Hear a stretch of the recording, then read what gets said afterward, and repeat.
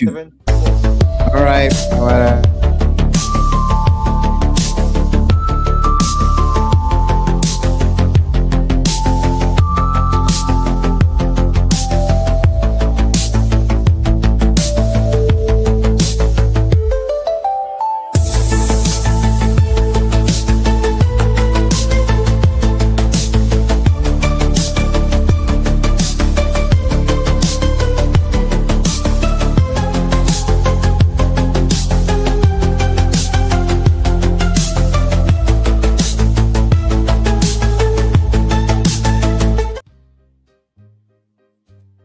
All right, ladies and gentlemen, welcome to the Upper Room, the late show. It's Pete Swagger over here. Hang on, let me do something with this music. See, this is one of those things I need to figure out. Let me shut the music down. Right. I like how a cold intro is a good one for a show at the late night. By the way, thank you so much for joining me here at the late show here at the Upper Room. I know it's a school night, but I know some of you do hunger and desire to hear adult conversation, maybe idle banter, maybe some silliness, but always entertaining. Thank you so much for joining me. Oh, today we are going to, you saw it in the title, do we need heroes? Now, to anyone that is paying attention, it's the obvious answer is yes. But here at the Upper Room, I want to dig a little deeper. All right, so let's see who's here. Let me turn on the music real quick. Here you go. Okay. Here you go. We got that smooth jazz in the background. Today I've got a special guest. I got a friend of mine who him and I have been chatting about stuff like this sort of topic for a very long time, and I think he's entertaining. I think you guys would like him. And if you've been to the Upper Room before, you'll know that I have a plethora of interesting individuals with fascinating perspectives. All right, so here we go. Okay, hey, what's up, guys? Actually, let me do my due diligence. I think my guest has just bounced off a little bit. Okay, let me do my due diligence. Welcome, everyone. Let me do this. Turn on the comments. How's it going, Shane? What's up, Shane? Why is my font different? What's up, CR? How's it going? So I think my guest has bounced on me. He was in the waiting room. What's going on over here? Hey, champ. We good? So today I want to do a bit of a continuation of what we spoke about last time. And also a bit of a continuation on a broader topic that we didn't actually get to, because there was something I really wanted to get to. So the last time we spoke, we were speaking about fatherhood and that game that was inspiring young people to maybe want to think about family and maybe prioritize family starting. So, we had a bit of a debate on that one, which is pretty cool. By the way, all the links are in the bottom. And, by the way, welcome, Renee. How's it? Welcome. I'm just trying to wrangle up my guest. I want to introduce him so we can talk about this. Hey, guess who's in town? Yeah, Lee. Oh, by the way, it's what? Dylan. Because I spit out fire. Welcome, buddy. Welcome, man. Welcome. All right. Okay, let's see. Let's do this. See, we got Canada in the building, and we got Kronstadt in the house. Guys, I want to talk about being a hero and whatnot. What the hell is going on with my kid? Bro, what are you talking about, man? So we got a bit of a technical problem here. So that's fine. Menzi, if you're following me, if you can hear me, I want you to disconnect, then reconnect. Think you got an issue there. I'm going to send you a link. And by the way, if any of you have uh, any input on anything we are talking about tonight, please do not hesitate. Join the conversation. Okay, I've just posted a link in there in the comments. Join the conversation. Listen, you don't have to show your face. If you have a point of view, click the link. I will see you in the waiting room, and I'll bring you up. Then you can say what you need to say. All right. All right. Cool. Sweet. Joey, there you go. The link is there for you. Okay. Sweet. I'm gonna do this. Let me send. Network issues. Oh, my buddy's having a network issues. Let me do this. I'm going to resend him that. Okay, I've sent him the re-invite to the link. Hey, Robbie Fente is in the building. How's it, buddy? Welcome, welcome. Today we are, Robbie, in case you didn't see it, today we are talking about heroes. And I'm actually quite curious on your opinion about this.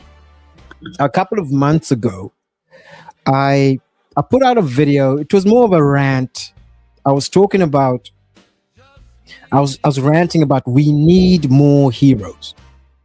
And I gave a couple of examples. I'm not going to play that video now, but maybe I should. I don't want to play a video of me talking, so I'm reacting to myself.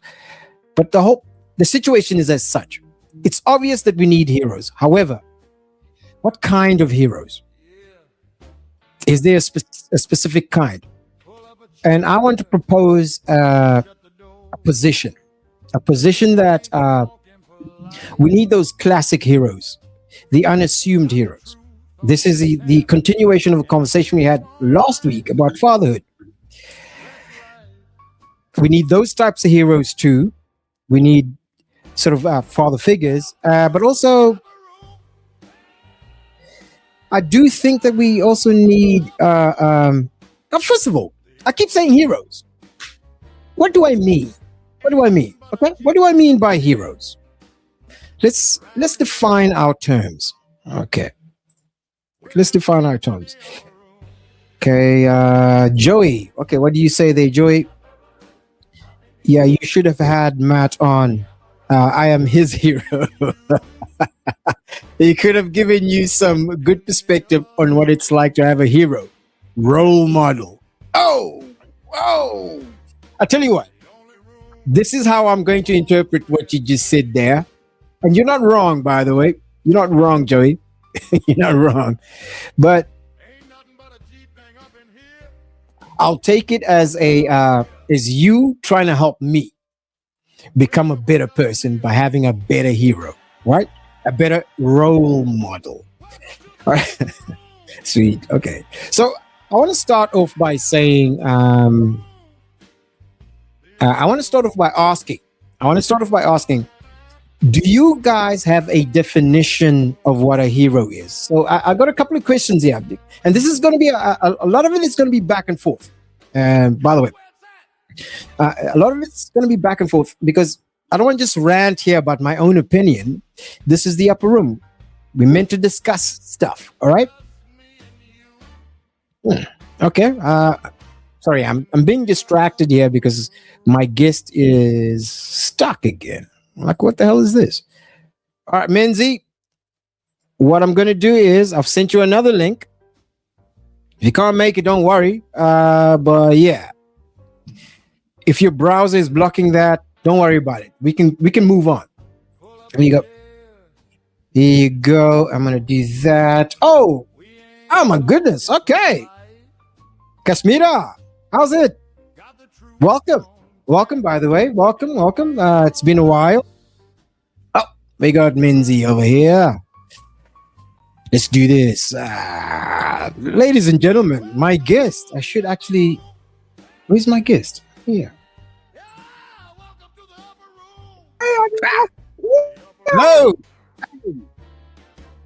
Hello.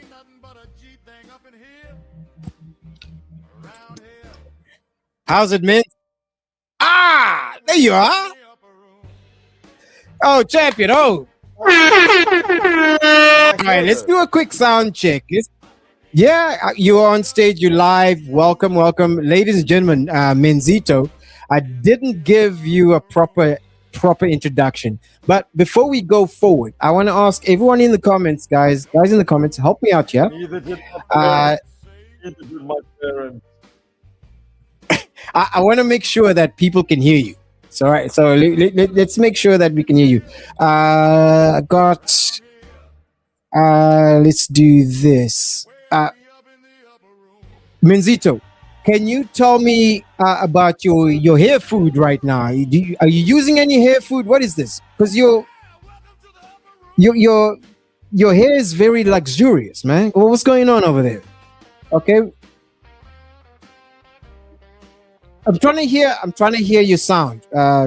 Say something. I want to hear. We want to hear how you sound like. So yeah, hello. Yeah, Menzi. Yeah. Are you there? Can I hear you? Can you hear me? I can't hear you, man.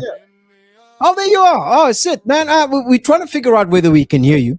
So, man, how you been today, man? I can hear you. You been all right? Hello? Okay. All right. I don't know if we can hear you there, man. Let's see. Joey says You can't hear me. I can hear you, but I'm kind of wondering. Remove the camera. Oh yeah, it sounds like they okay. It looks like maybe there's a bandwidth issue. How about this? How about this? Can you hear me clearly? All right. Can you hear me clearly? All right. Yeah, there he goes. Bezito, can't hear you. But the problem is, if you don't speak, I won't be able to hear you. That's the other thing. Yeah. Anyway, so guys, I want to play a short video, and this is a short video that says that defines a hero.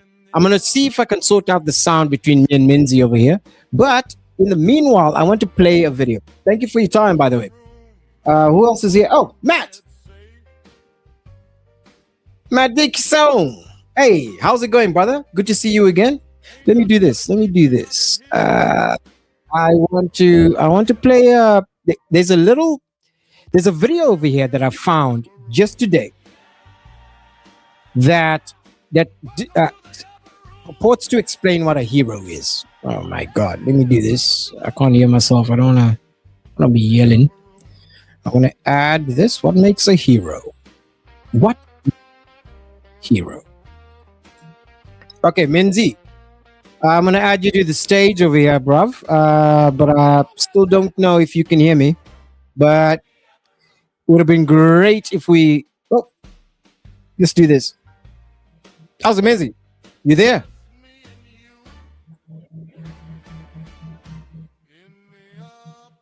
You there, Menzi? You good? All right. Yep. I've got Yeah. two. Entertainment. Oh, appreciate you. Oh, there you go. You're saying something. With dozens of Marvel and DC superhero movies crushing blockbuster records every year, we are definitely in a new era of hero worship. However, idolizing heroes is hardly a new idea. Dating back thousands of years, the concept of heroism has defined entire eras of history, cultural movements, fundamental ideas of gender, service to others, morality, and more.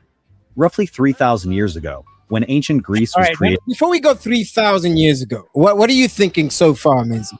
Is this? Would you say this is sort of an agreeable archetype or description of what a hero is? Because this whole video is just meant to set the tone of where we going. Oh man, my man's frozen. Damn. Whoo! All right. Well, I'll tell you what. Are you there? Still can't hear Menzi, right? Still can't hear Menzi. Well, I think we struggling to hear you there, brother. Okay. Let's try disconnect and reconnect it, bro. But I'll continue playing this video. Let's continue. Let's do this. Because a hero is a hero. We know what the dictionary description of a hero is, but let's play this. Being its origin myths. The classical heroes were born. Back then, the idea of a hero was closely linked to military prowess, namely, how good someone was at killing other people. Additionally, a hero was often killed in the pursuit of honor, or possessed a fatal flaw. Heroes were not always perfect, but over time, the hero idea changed. Modern heroes are often associated with selflessness or service to others, without expectation of reward or praise. This is distinctly different than classic heroes who fought for personal glory and honor. Since heroism as an idea has evolved... Okay, so there's a differentiation between now a classic hero and a modern hero. I want to pursue that a little bit. Over thousands of years, it can be difficult to define heroes or isolate heroic behavior. Fortunately, there are some basic characteristics typically found in those deemed heroes. Regardless of age, gender, nationality, skin color, sexual preference, or religion, the following qualities of a hero can appear anywhere and in anyone. Patience is key, as change is not always easy nor immediate. Standing up for what you believe in is a worthwhile effort, but continuing to do so, even when progress isn't being made, is a heroic action. From Gilgamesh and Hercules to the unflinching warriors of the civil rights movement, courage has long been a cornerstone of heroism.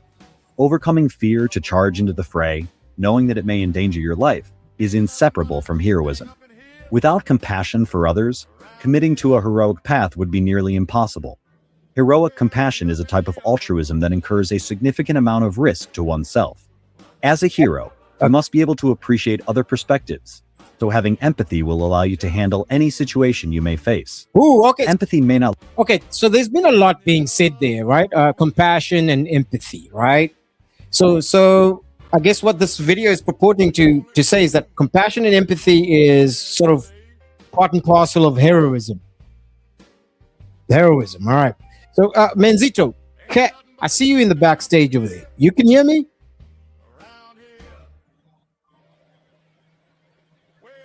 All right, man. Look as good on screen as Thor's enchanted hammer, but it's definitely a superpower. Modern heroism is also closely tied to humility, showing that your actions are in service of others and can only be completed with the help of others. Maintaining a proper level of confidence in difficult situations can diffuse tension and comfort those you are trying to protect. Furthermore, believing in yourself and having confidence that what you're doing is right can lead to heroic feats. Ingenuity is a critical skill for certain heroes, as being a hero means approaching problems from unique angles, driving progress forward, and refusing to admit when something is impossible. So now, Selflessness is the willingness to sacrifice your energy, time, capital, and even your life. Okay, so it's sacrifice, energy, time, capital.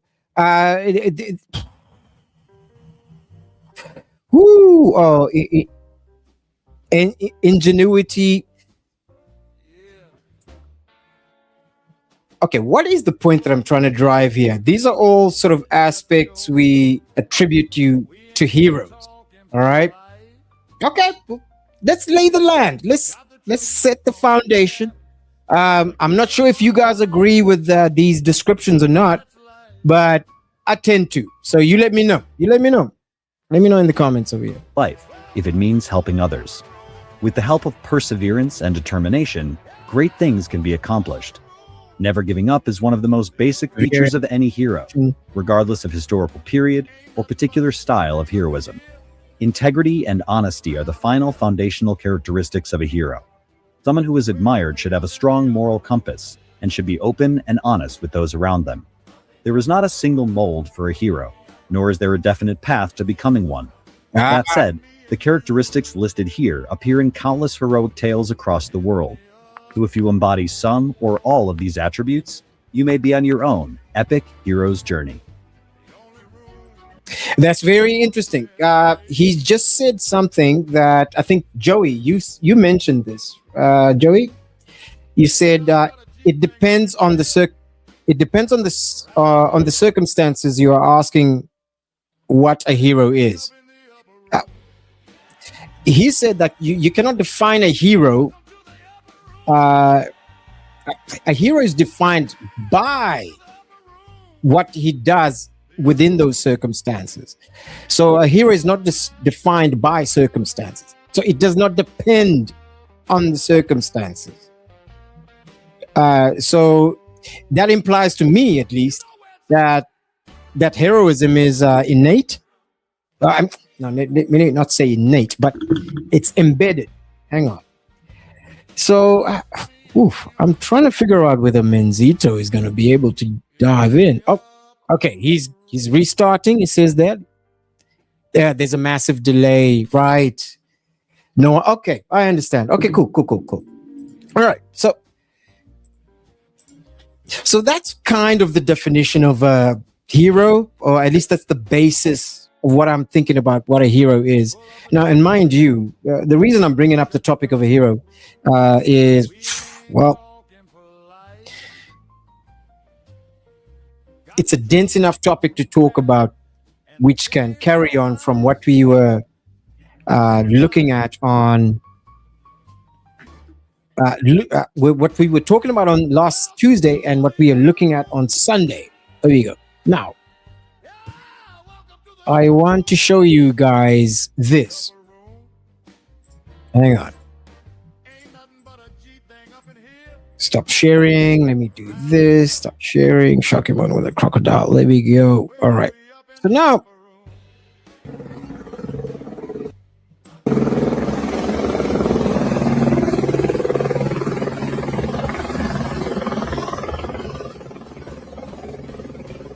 so as you can see here, I think whoever was here on Sunday might have seen this story. Now, if you weren't here last week, there was a shocking moment where South Africa discovered there was a dude eaten by a crocodile, right?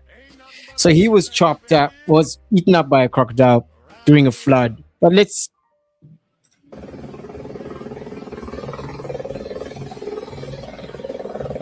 Hang on a minute. We got... Menzi! My man! Hey, yo! Are you with us? Yeah. Frozen again. Man, what is going on over here? I'm having I think we're having one of those streams. I'm going to continue this. Menzi, maybe turn off the camera and then we can start over, all right? Just do sound. Turn off the camera, all right?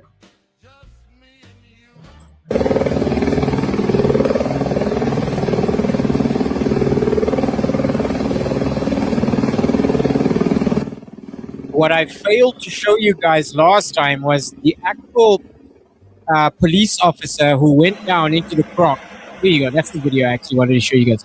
Where they shot the croc, grabbed the croc, and that police officer over there, the hero of the day, airlifted the croc.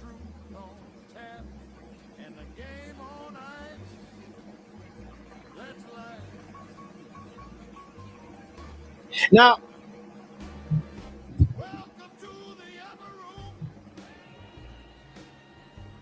okay. I don't understand why.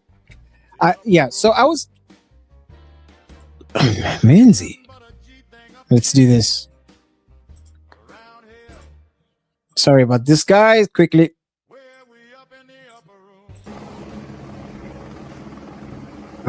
So that's going to be the video. No, not even that. Okay, so let me do this rather. There's another video of him, the actual hero, that I want to ask you guys about.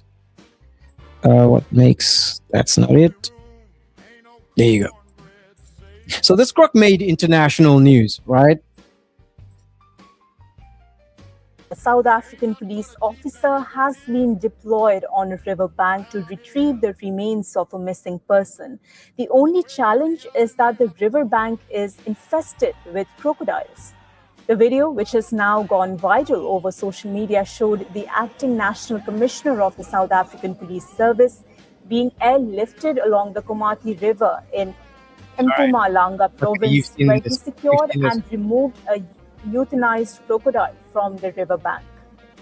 The complex task is part of a search and rescue operation to find what is believed to be the remains of a missing person. According to a press statement by the South African Police Services, a man had been reported missing after his vehicle was found trapped in a low-lying bridge on the Komati River. After a nearly week-long search, a team consisting of the SAPS search and rescue team located a crocodile they believed had attacked the missing person. The recovered remains... So I think we're getting the picture here. So as the story continues, I do want to ask you, Renee, if you are watching right now, I know you are pretty good at leatherworks, right? I know you are talented at doing stuff with hide. If you were given this crocodile, right? If you were given this crocodile, right? The crocodile hide has been, you were given it. What would you make? Because I was thinking. I said this on Sunday.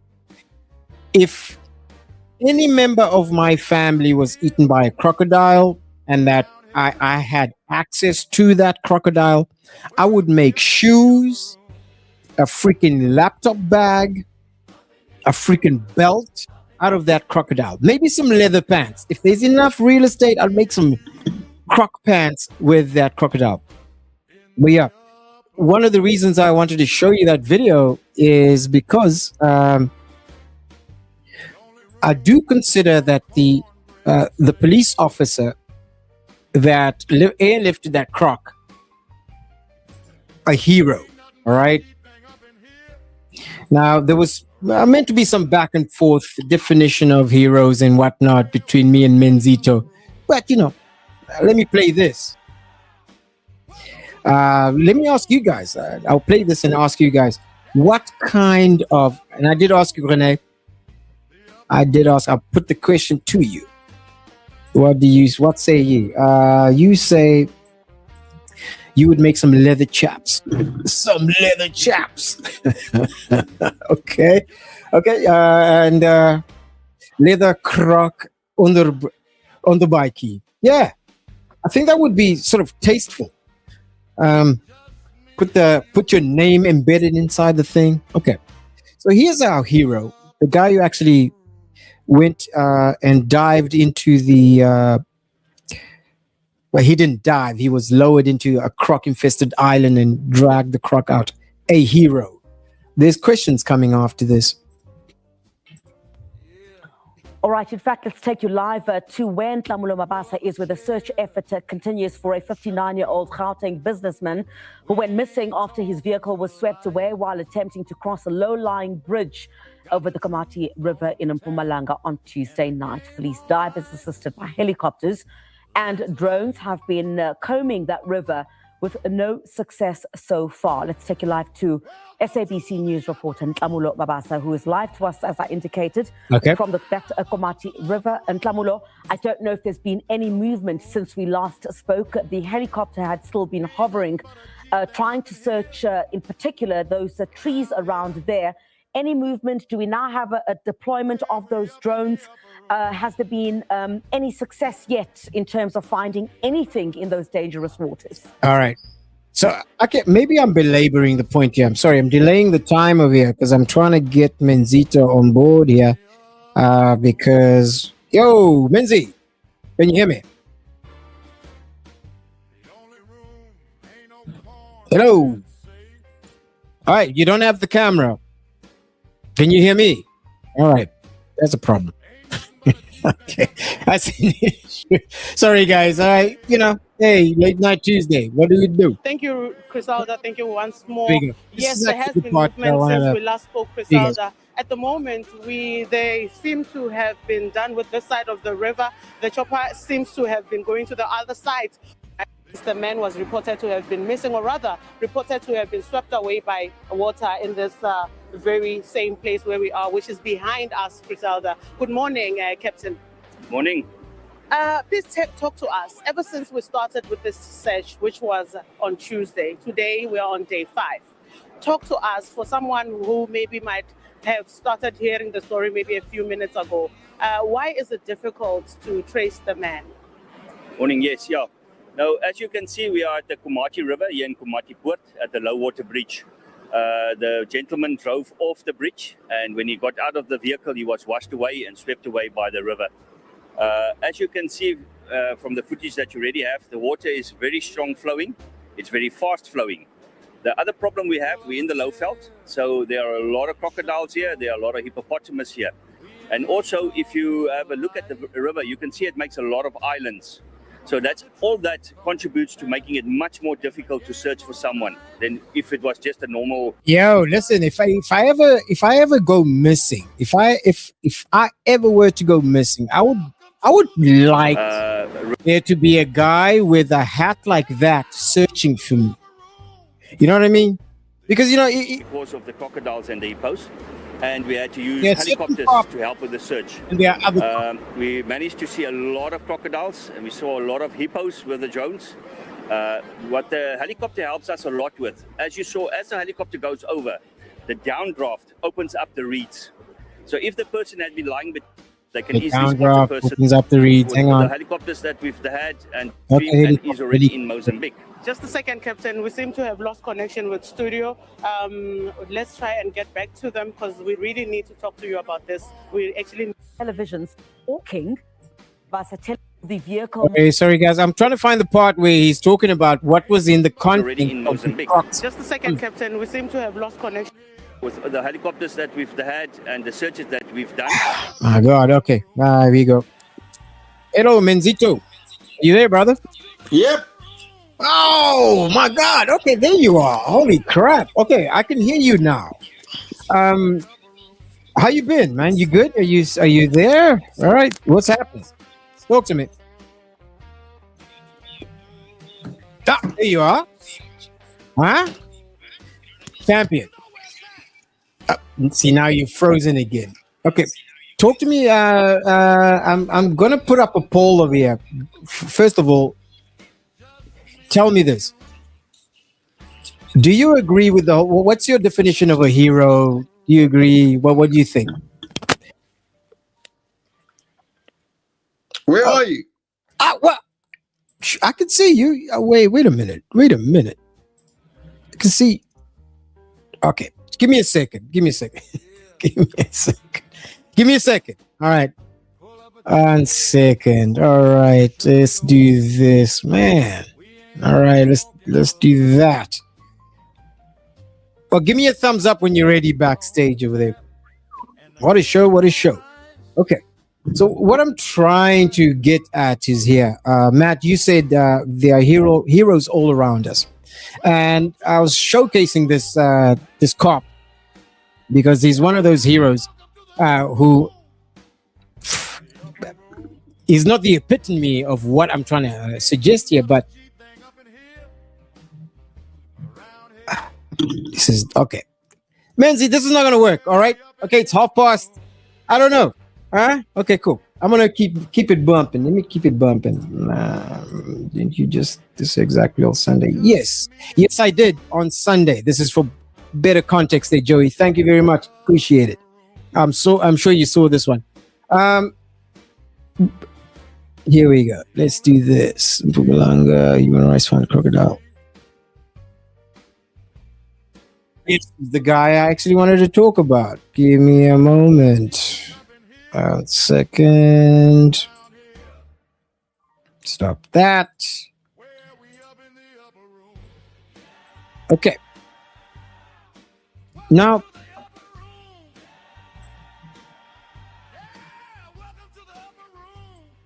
let's do when it that. comes to the crocodile, which was found earlier on today. And this follows the search for the 59-year-old businessman.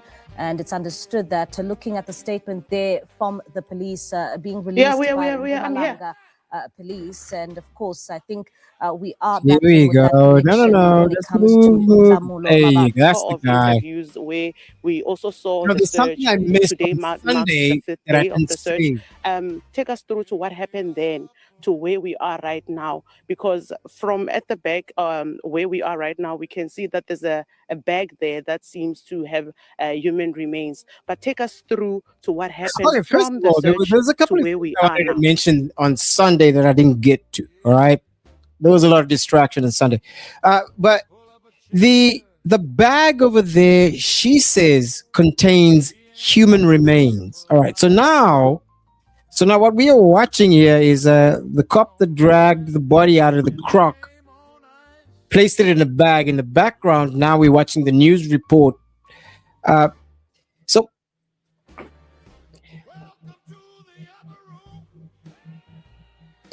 I'm sure that does not tarnish his heroism. But would you consider what he did heroic? And this is not a criticism. This is more of a question. Is he a hero after he drags the body out of a croc from the inside of the croc and puts it in the background in the back there? Menzi, I don't know if we can. Thank you. Yes, this morning the helicopter from I'm EMS looking at him came in to the assist us, background. and they spotted the crocodiles at the same place now for the past 4 days. Then after they left, we continued with the drones, and we found the crocodiles still at the same place. So with our experience and with the training we've had, we identified a crocodile there that we basically were 100% sure that had eaten the man that we are looking for. And then we started to put in arrangements to euthanize it, which we managed to do. Then I had to go onto the helicopter. Sandparks came through with their helicopter. Yeah, so he was the guy who was dangling, pulling up that crocodile. So yeah, keep talking. To assist us. They airlifted me, and I had to go into the river with the crocodile to get the sling around it. They managed to sling it. We managed to bring it up. We then did a post-mortem on the crocodile, in which we then recovered the human remains. That we put in the bag there, which we as the police, like I say, I'm quite certain it is the man that we're looking for, but logically we will wait for the DNA results to make a positive. We've been through all of this. I'm a little distracted with Menzi in the waiting room in the back there. Champion, all you got to do is say something. You're not saying anything. I can't hear you because you're not saying anything. You're killing me over here. But anyway, we'll try this again on Sunday, dude. We'll try it again on Sunday. All right, I got you. All right, cool, sweet. So let's go over here. All right, cool. He just did his job. Of course. The man did his job. He's forthright, and he actually he got rewarded.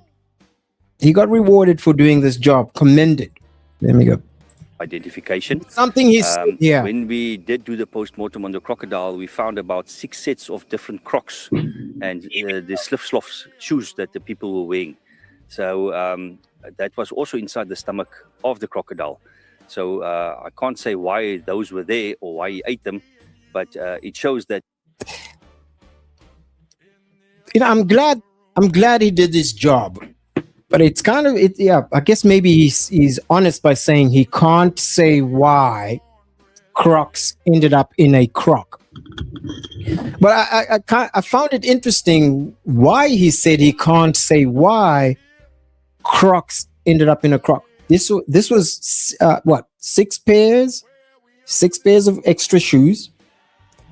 So it wasn't 6 shoes, it was 6 pairs. So that's 12 shoes found in this croc of varying different sizes. Now, there is no word on the state of decay, but hey, these crocodiles are very active in this area, and they basically eat anything that comes past there. Do you suspect, now when you find shoes, do you suspect, I figure, please explain to us so that we are able to understand with what you just said right now. When you found shoes, these are flip-flops, different sizes, I guess. But what do crocodiles eat shoes? Or usually when this kind of things happen, in your experience, does it mean it might have fisted on? By the way, that was a hell of a sound. That was a hell of a soundbite. Do crocodiles eat shoes? I don't know. What do we say, Sherlock? Other people. No, I believe those shoes were on somebody's feet. But remember, as the food digests, the shoes don't. So I can't say when they ate some other people, but the shoes was is plastic, so that won't digest in the stomach. So it's quite possible that those shoes were on somebody's feet when they ate them. With regards to the family, we've been with them from... Yeah, imagine that. I mean, the croc didn't attack a croc making factory anywhere nearby. Menzito, are you there, bruv? Still can't hear you. Tuesday, even today, the whole day they were with us when we're continuing with the search. How are they taking the news? Are they aware? And how are they taking the news? Yes, like you said, they've been here all the way, non-stop. They've been supporting us as well, which we really appreciate. No, they're taking it hard. It's a loved one that has died. But I believe that this should bring them some closure to continue searching for a person that you never find. You know, your mind will never let go. You will always have that small little hope that that person is still alive somewhere, or that he might be at another place. So this will bring closure, because now we know for sure. Man. Yeah. So, Joey, you say a hero would have taken those found shoes and donated them to the needy. Well, fair enough. Fair enough. How's it, Toast? Welcome. How's it? Hey, welcome to the late show, eh? It's the late night. Menzito, let's try again, man. Let me try you again, bruv. Hello, testing 1 2. Are we good? Hey, yo. Can you hear me? How you doing? I can hear you. Can you hear me? Oh, hey! No, I can hear you. There you are. Holy crap. Yeah. Okay. How you been, man? How you been? No. 2 black guys on technology, that shit fucks out. Don't add me into your list. I was good. Don't add me to your list. But I will say this. How's your sound now? Your sound is good. We've been talking about heroes. I want to keep it bumping. We've been talking about heroes. I want to go back to brass tacks. Earlier today, I was asking you definition of heroes and stuff. Any thoughts on that particular thing? What are your thoughts on that? You? On heroes, who's my hero? I said to you earlier, don't talk to me about Kratos. Right. Great. And don't talk to me about Mahatma Gandhi. Okay, so I tell you what. Our audience over here, all 10 of them, they're not privy to the conversation we had before, because we were talking about heroes before. We were talking about these archetypes. This is kind of where I started, but we because of our sound issue here, we couldn't really get into it. I was about to totally pivot to the other way, but let's keep it grounded here. You were watching the news report that the police officer and all of that. What are your thoughts on that situation? Let's start there. Before we get to Mahatma Gandhi, you know what I'm talking about. Let's start there. What are your thoughts? I mean, first time you've seen the story. When it comes to police officers and the public, there's no hero and there's no anti-hero and there's no hero and there's no villain. All right. Okay. The only thing we've always known is cops and robbers and Indians and cowboys. It's good and bad. So if we're gonna stage that, if we're gonna have that on our stage and our theater of the stage of the young people, and all of us accepting what it is, no one wins. If the hero is either the cop or the cowboy and the bad person is the Indian or the robber, there's no hero. So you disagree with the archetype of good versus evil, or that binary? I disagree with the cock punch that no one wants to call a cock punch, because that's when we we kneel in the middle of what is reasonable, and then we punch it in the median. And then we say, whoever falls to the ground is a bad person. Whoever stands up is a good person. Do you realize? Okay. Do you realize that the Soviets also had their own Superman? If you go way back into Superman mythology, there's an American Superman and there's a Soviet Superman. I remember reading that book, but you took a huge leap. That was a huge leap. No, it's not a huge leap. It's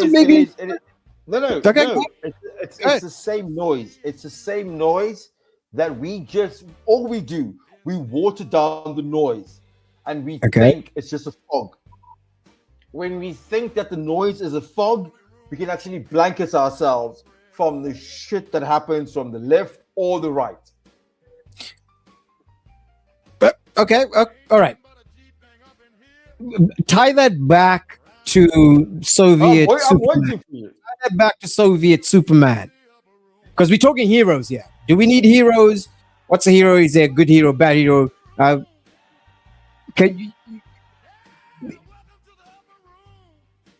Is there a difference between Superman? Because the reason I said it was a big leap is because because we were talking about the heroes and heroes to the hero image towards young people. Yes.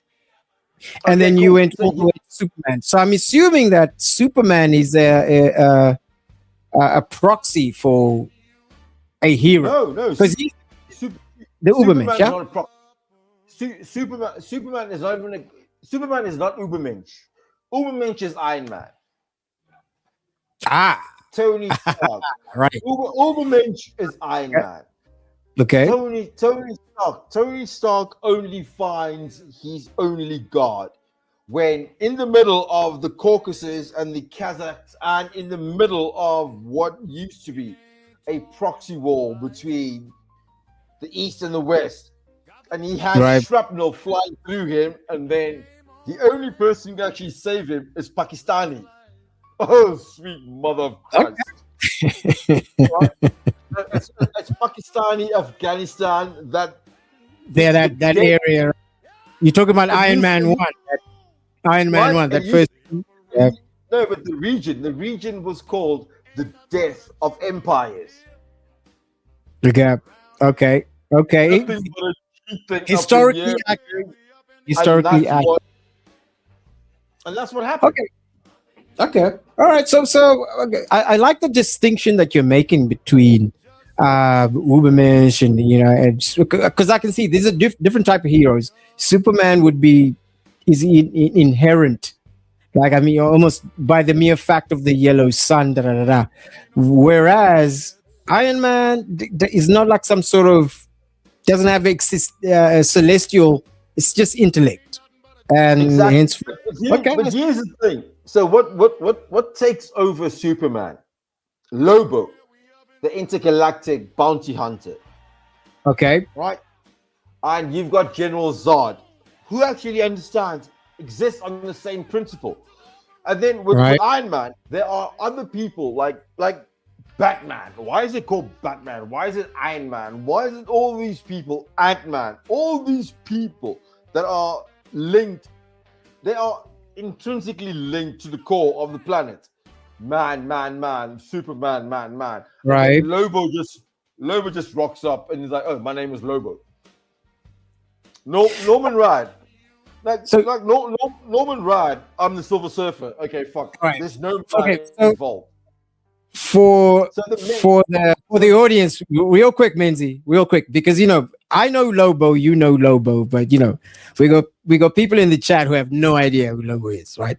So Lobo broke Superman's back. Okay, so let's tie it back to the hero archetype. We're gonna have to go back to the hero thing because that the hero thing we're gonna have to go back.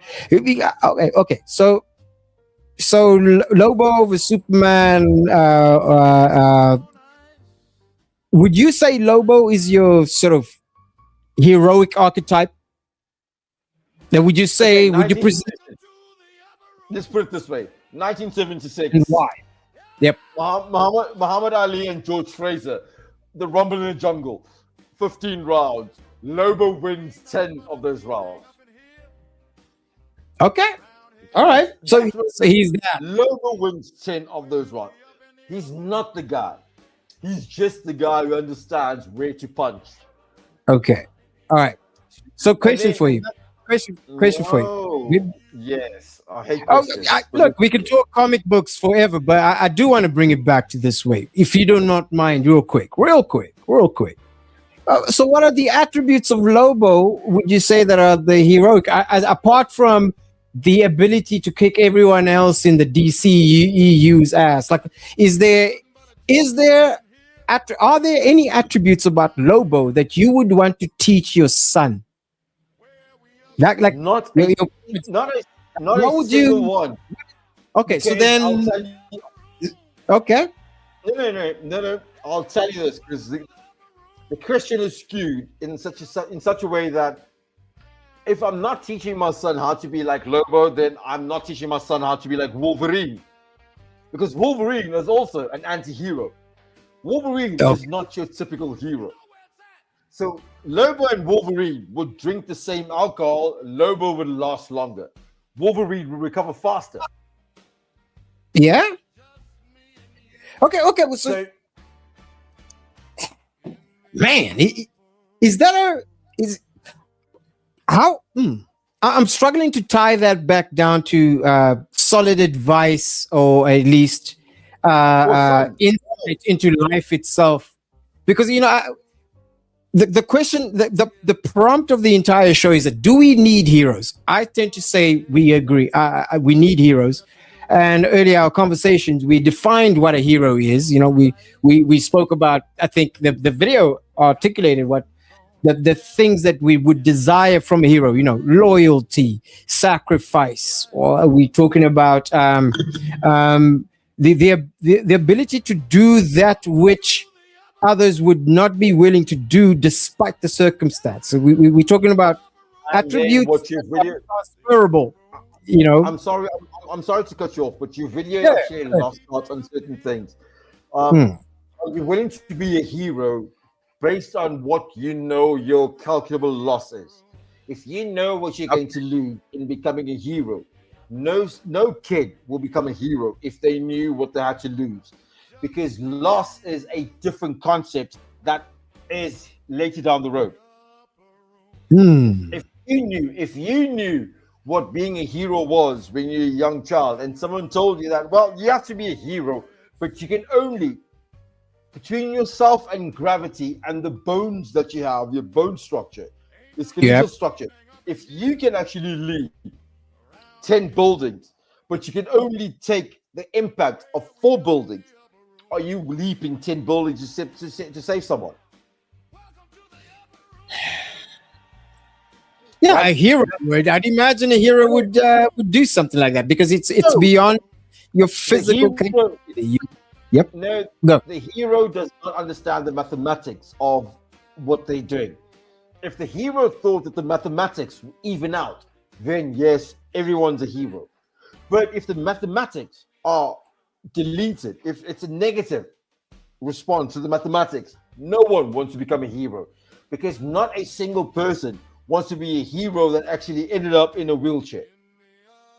Cheers. By the way, cheers. Good night, Matt. Hey, see you soon, man. Be well, bro. Yeah. So okay. So I'm with you up till a certain point. I think where I would disagree with you is that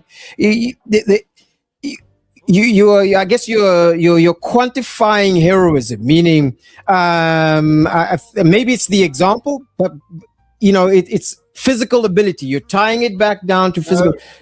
But I want to. You've left out the human quantification of. Yeah, that's. I'm thinking you did.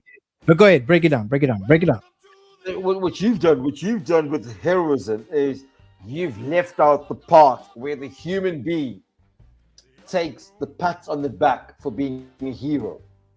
Oh yeah. Hold on a second. Wow. Is it? Okay, thank you. I'm calculating the beginning of it.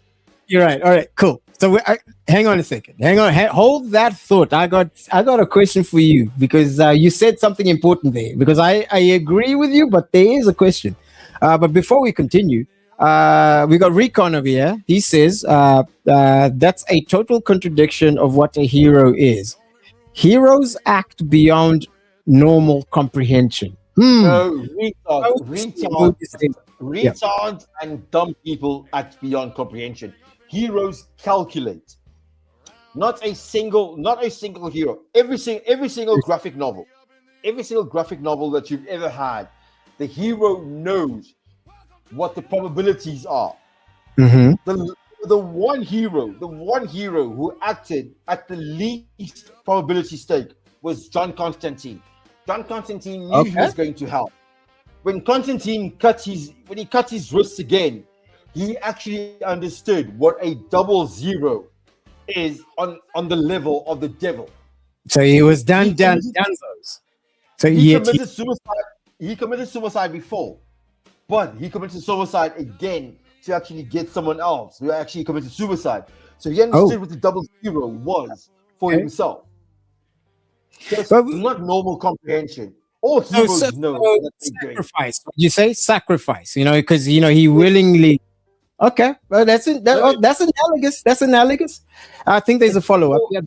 It's double negative sacrifice. Okay, here we go. Recon has a follow up here. Joey says this though. I think it's just absolute opposite of what he says. Okay, well, elaborate on that, Joey. Maybe I missed something there. Recon says, I think in reply to what you were saying, if you didn't act, even if all the odds were against you, you're not a hero. You're a coward. Strong.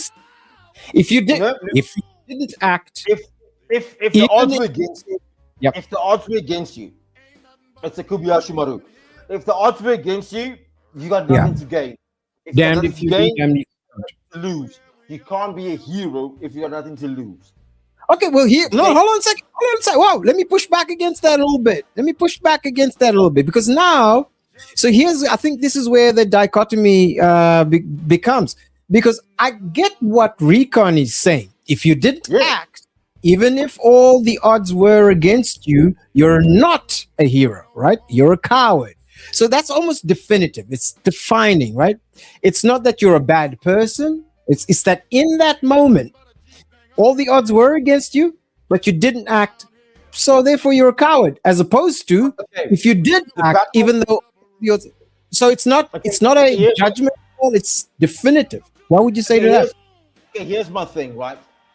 The Battle of Thermopylae. The Battle of Thermopylae.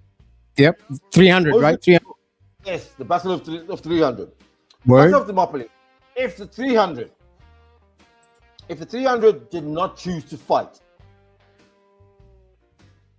right? The Spartans. Oh, by the way, Sparta! I always love to say that. Go ahead. Go ahead.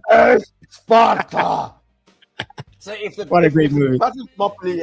Battle of Thermopylae had not happened along the lines of the Athenians and everybody breaking ranks, are you telling me if the 300 had turned into 250 and the 250 had turned into 100 and the 100 had turned into 20, is that cowardice? That's a good question. I don't know. It's a good question.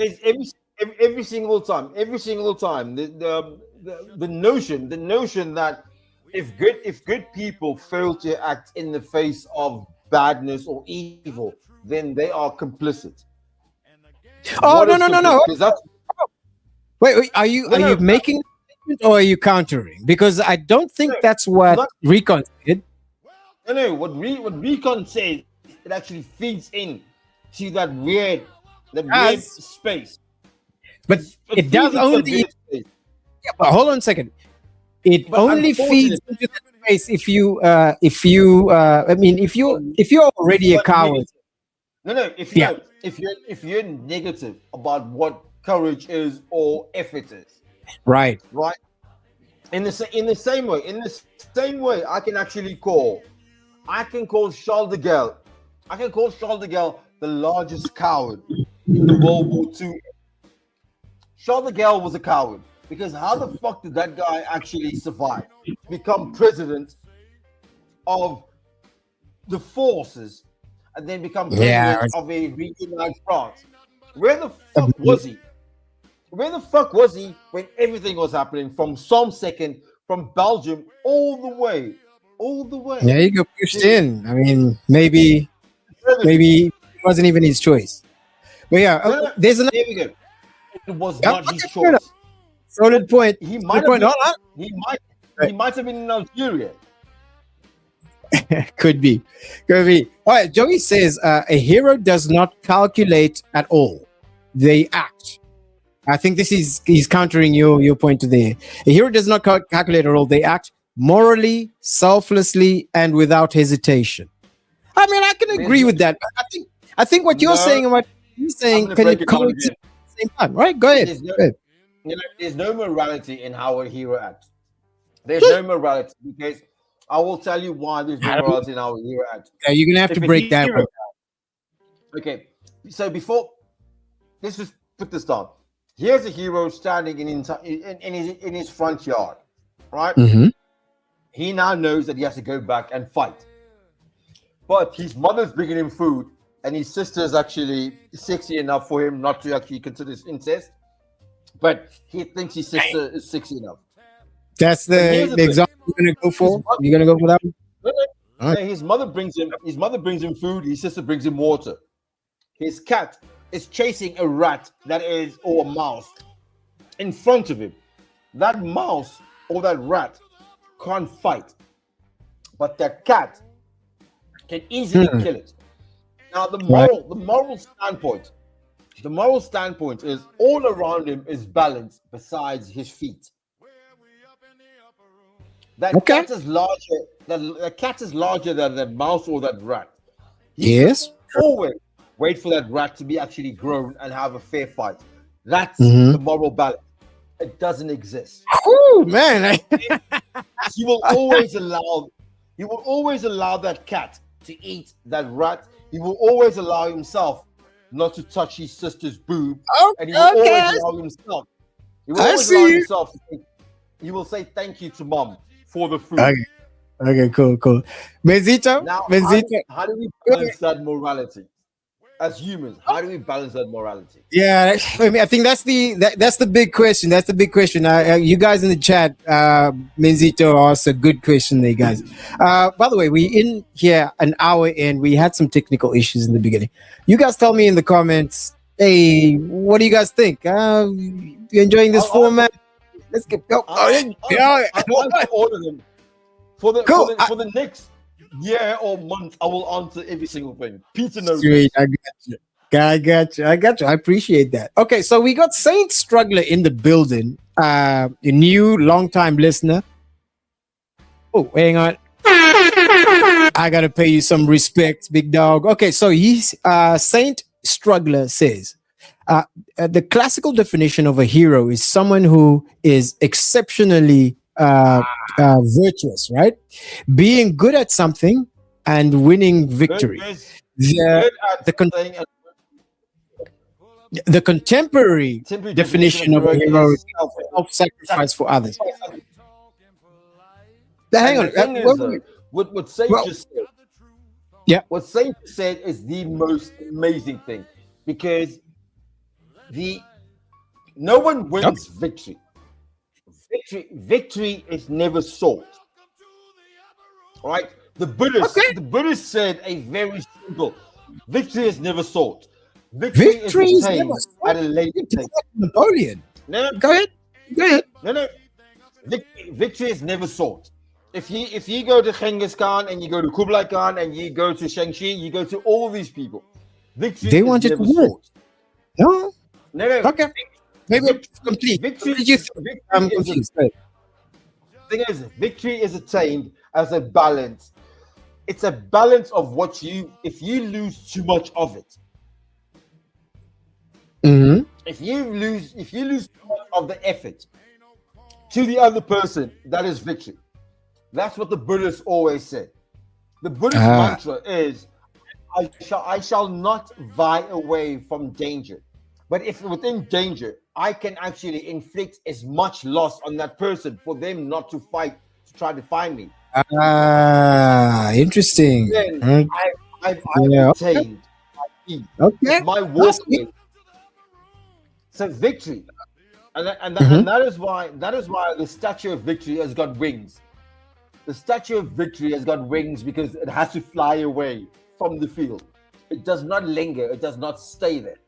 Right. Victoria, It is not. Okay. If you look at Victoria, every single iteration of Victory is a lamp and wings because they get away from that. I see. Else, all right. Everything else is Hades, and it actually has to see to a different realm. Here you go. Okay. Yeah. All right. You're an insightful dude, man. Okay. So Saint Struggler says the 300 Spartans fought for the right to oppress and not to be oppressed. There's a very nuanced. Yes. Yeah. No, it's true. What are your thoughts? What are your thoughts? They fought the right to actually oppress a small tranche of land. Right? Yep. Fought to actually keep control of a small tranche of land, not of Athens. There you go. Everything else that the Athenians kept in power. Okay, you know what? Here's something I don't think I don't think I've said this because I didn't give you a proper intro, Menzito. Guys, Menzi over here is one of my learned friends. You know a bit about history, and this is why I like having a conversation with you about these kind of nuanced things. You always have a weird ass take, which I appreciate. Cool, sweet. So Recon 1. Oh, by the way, Menzi, if you haven't seen Recon 1's channel, I will show you just now. Oh, this dude does some really cool videos that makes you want to go camping tomorrow, bro. Yo, anyway, so he's Recon, my brother. I don't like camping, but I also do like camping. So if you and I can actually figure out what middle ground is, all that. I tell you what, I would literally show you. I love what he said. The label coward judges the judge more than the man. The label coward, and this is what cowardice used to be, right? Cowardice used to be at even before Ponce de Leon was when he was trying to find the fountain of youth, right? Yeah. What is now California? It's now Miami, right? So Ponce de Leon was Isabel's and Ferdinand's most brutal fucking human being. Mm-hmm. Ponce de Leon did was if upon the three virtues of being questioned, you couldn't answer things, I would then call you a coward because you wouldn't actually contest upon me what I've asked you. Okay. So that's where cowardice. That's where cowardice actually starts. That's very snake. And then that's 150 to 280 years later, it actually landed back in continental Europe, where cowardice was, I shall pull out my fucking handkerchief and say, as a handkerchief, as a gentleman, I challenge you to this and the other. Right. So Recon 1 continues. He's arguing that withdrawal and leaving your comrade is wisdom, not weakness. I think the reference. No. I assume that the reference is the continuation of what he was saying in the previous chat, where he says, to continue, legends die together, humans choose to live. Yes.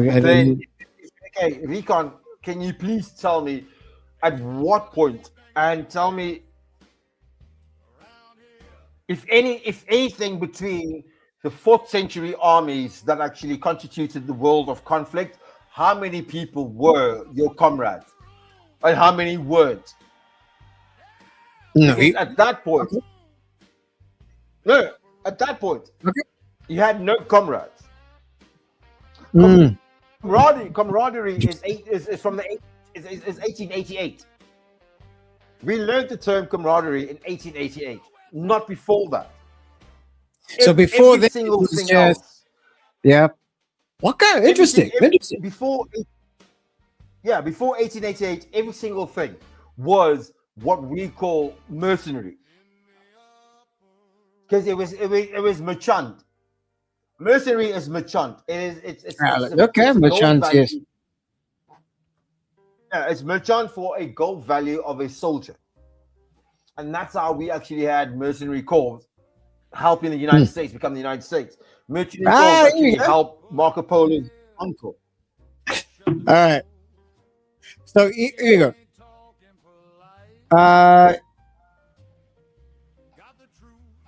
So what's the Spartans? So what? The Spartans never had an oath. The Spartans never had an oath because within each household they actually swore fealty to the mother that I shall return. Right. So right. That's where the shield. Okay. I wonder if that. So the mother said, "Return upon your shield as my child." Okay. Here we go. Here we go. For example, Hercules left his best friend in Hades /hell to save himself. You are familiar with what Greek mythology? We were just talking about that before the show, right? Hercules never left his best friend in Hades. Okay. What do you think? Because Hades is Hercules' uncle. Right. Yep. Hades is Hercules' uncle. The name Hades is the name of Hercules' uncle. He never left his best friend there. His best friend was a son of Hades. He was a half son of Hades, and his uncle wanted him to actually leave his nephew with him. Okay.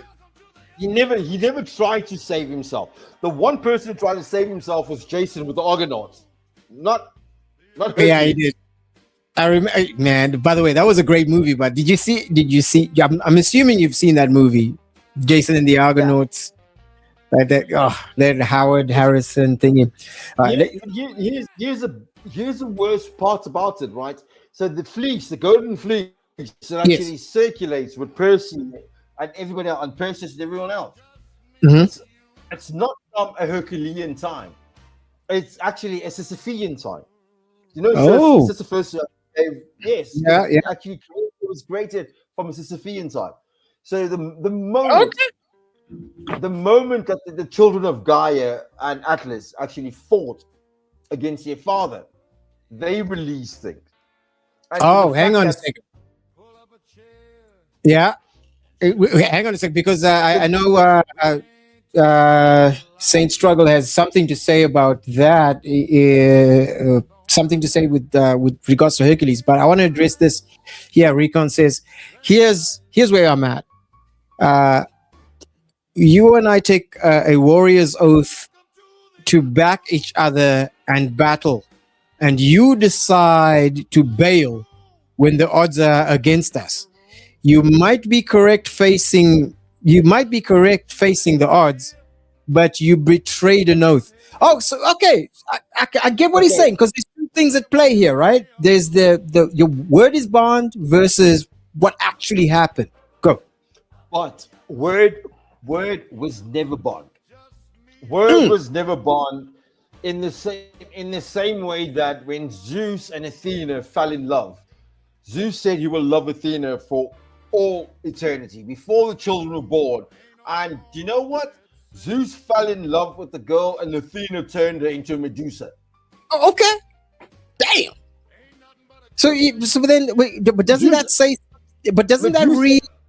Yeah, that's punishment, right? It's a consequence to betraying the word. No, it's not. It's not an oath. No. So an oath does not exist, because the original oath amongst oaths existed between the four brothers, the sons of Atlas.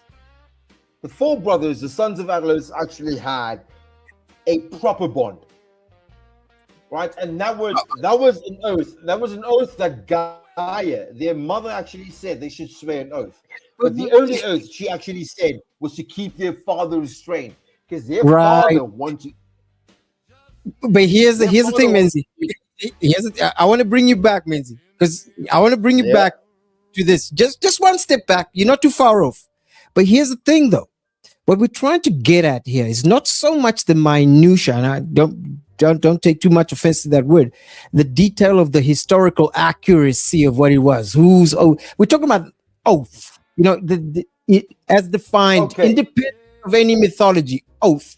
Word is bond. Does that mean anything? There we go. Independent of historical context and historical gravitas. Yeah. Tell me what the oath is that shall bind me to you and the people of this nation. Well, okay. That's you're saying independent of, but then you're adding conditions that are dependent of. Well, I guess no, it's not even a condition because my hero. If we're talking about heroes, my hero will do this: open palm, and then say, I shall declare myself to be your servant. Okay. For X, Y, and Z, and shall I not on any single passing of the day, dawning of the day, rising of the sun, whatever, shall I not deliver? So that would be the parameters upon which an oath would exist. That's the parameters upon which an oath that is accountable between myself and yourself and those who actually hear it. I love that. I love how you've put that because I agree with that 100%. So I wanna extend though, because based on that very agreement, I'll go back to what Recon is talking about here. He adds in the subjective element. Here's where I'm at. Yeah. Me and you made a deal. We warriors. We made a deal. Okay, now the circumstances outside of our control, but the oath is still within your control. You make a choice based on the definition, the parameters that you defined what an oath is. So I can on the one hand I can't blame you because we were fucked on the battlefield. We were gonna die anyway. But you broke the conversation that you and I had. When I brought in Saladin. Yes. Right? I brought in Saladin and I said, what happened? What happened between the 1st, the 3rd, the 7th, and the 8th crusades? Okay. All right. So when I said within the 3rd crusade, that's when we knew who Saladin was. The 3rd crusade is the one that we know to be famous. The 3rd crusade is when we know that Richard Lionheart got kidnapped so many times. We know it was the Battle of Acre. We know it was the capture of Acre. We know it was a death of Richard Lionheart. But we also know it was the rise of Saladin. That was actually written. It was written into script. Okay. Into a movie, The Kingdom of Heaven, with Orlando Bloom. That was that. Interesting movie. Yep. Right. So where was the oath before that was written? Right? How many people know that? How many people realize that there was an oath that was written by Charlemagne? But I think that's where that's. But here's the thing: Charlemagne, the king of the Franks, Charlemagne the First, king of the Franks, he handed over his power to the Pope. Charlemagne is the father of Eleanor of Aquitaine, or the grandfather of Eleanor of Aquitaine. Eleanor of Aquitaine is the mother of Richard the Lionheart. Right. Okay. John the First. Right.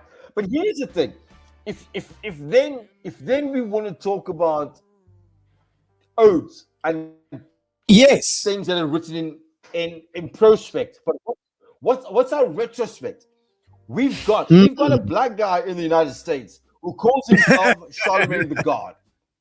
And that guy is so pro-black.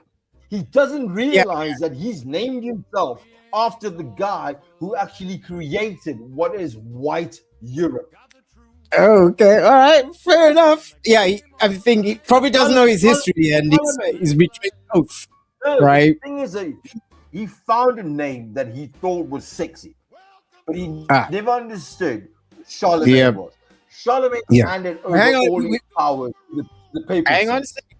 Would you consider Charlemagne a hero? Me? Yes. Yeah. When it comes to, when it comes to information, yes. Okay. All right. Let's. I think. Yeah. Well, let's continue the chat here quick because I see there's a lot of replies back to what you're saying, so I want to get to them. So Recon says now Spartan warriors belong to the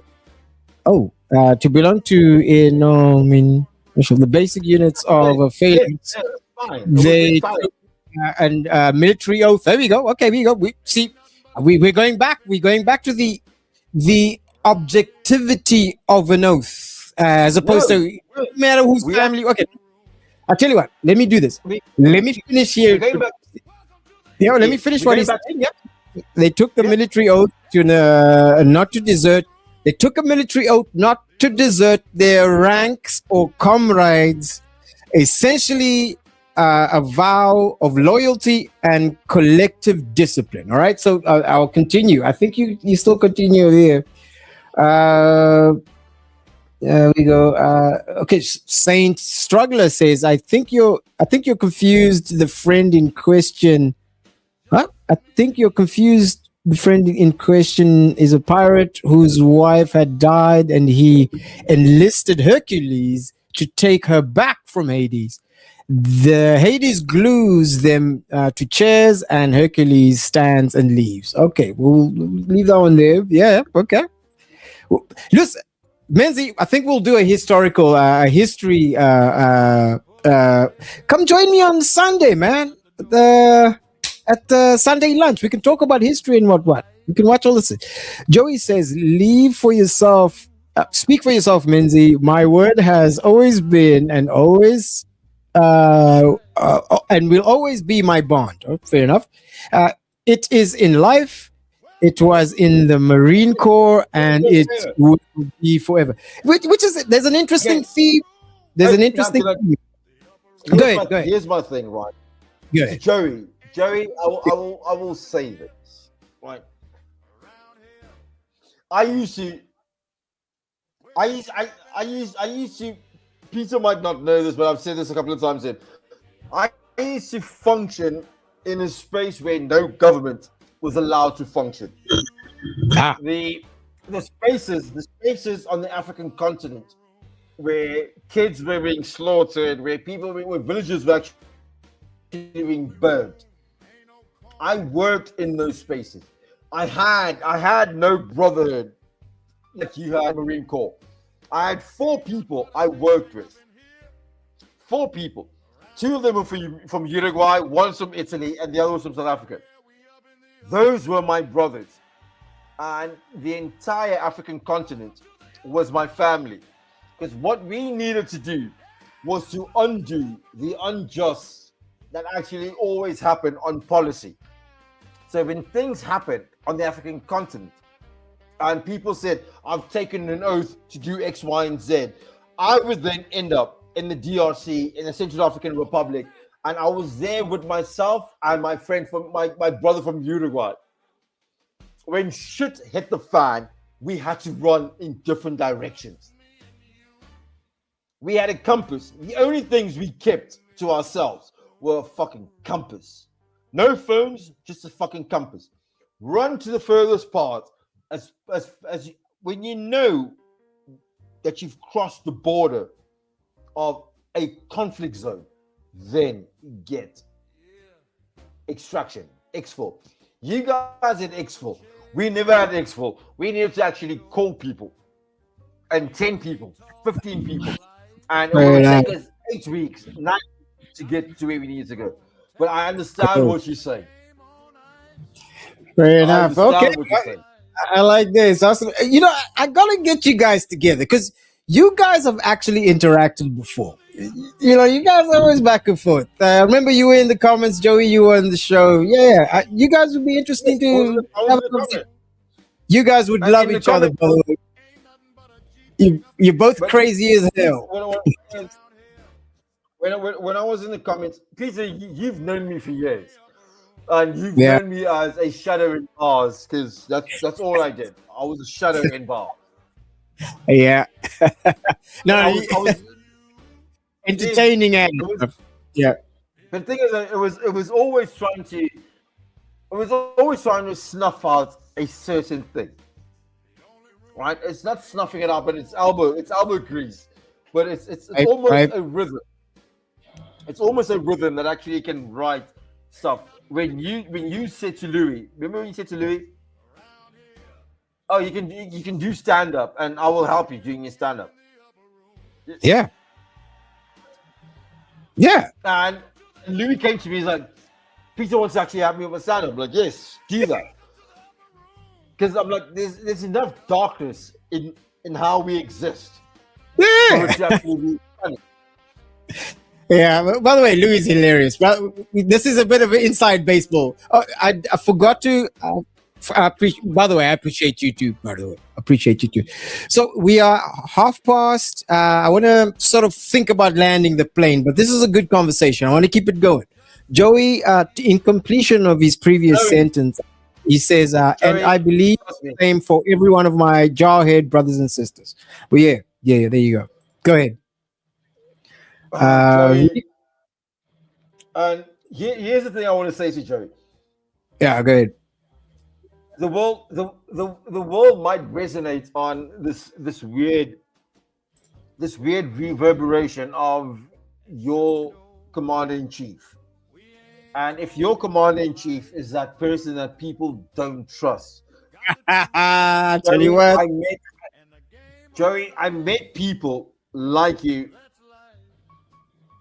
during the Bush administration, during the Clinton administration, and I was in the middle of weird places. I was in Bosnia. I was in the Baltics. I was doing some weird shit, and the people that I could actually acclimate to and touch base, even if it was a fist bump, nothing else.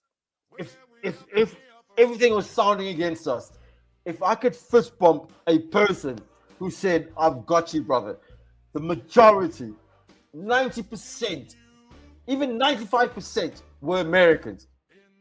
And they would say, "I've got you, brother." And then I would say, "I will see you later." And we might not have actually seen one another later. But they said, "I got you, brother, and I will see you later." And I would move. I would fuck off in my direction. I would fuck off. I'm turning 50 in a couple in years that my wife does not want to admit. You turning 50 anytime soon? I mean, you don't look a day old. This what are you moisturizing? I don't look a day old over 47. Wait. Menzi, are you done addressing Joey? I don't mean to rush you, but yeah. What I want to say to Joey is it was never forgotten, the conversations that we had. Even if it wasn't with Joey, with his GI brothers and sisters, those people that we saw in passing, because it was fucking sliding doors and it was fucking massive fucking noises behind us. Hey, damn. All right. I'm gonna move it on to this one. I'm going to arrange a get together. You know, we should have a panel discussion about this. Joey, you're more than welcome. Yeah, bring it in. Let's talk about this. This is interesting. It'll be fascinating. Okay, so Recon says the oath is something inside of you, brother. If you swear something to someone without full intention to uphold that, there's moral questions you need to hold yourself responsible for. Okay, there's one. That's a statement. Here we go. Recon 1 continues. Biblical principle. Your word reflects your character and relationship with God. Breaking it damages trust and invites accountability.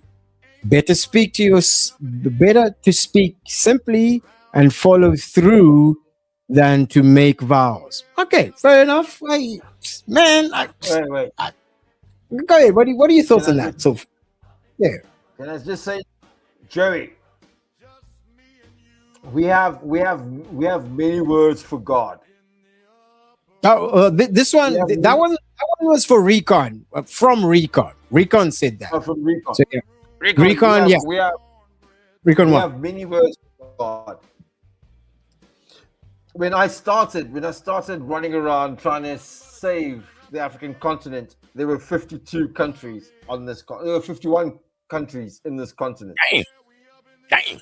Yeah, 51. What was that? 1980. When I stopped, there were 54. When I actually said, I love my life with my wife, and I don't want you to worry about me going into the Central African Republic and getting shot or going anywhere in conflict zones in the Balkans. There were 54 nations in Africa. Wow.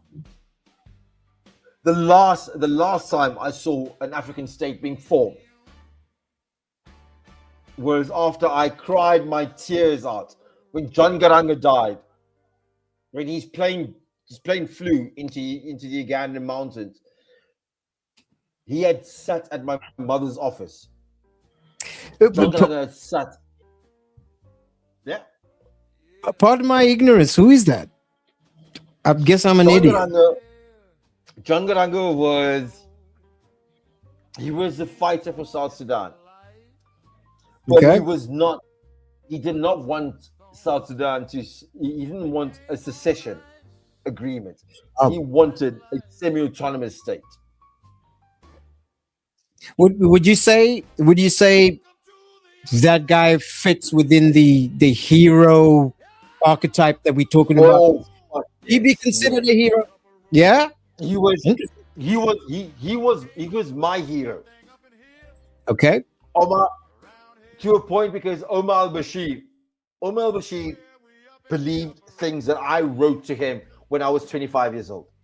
Woo! Let's hold that thought. Hang on a second. So, Saint Struggler says the Kingdom of Heaven movie was a Iraq war propaganda. Americans went to war with the movie informing their worldview. Interesting take. Okay. Would you agree? Kingdom of Heaven?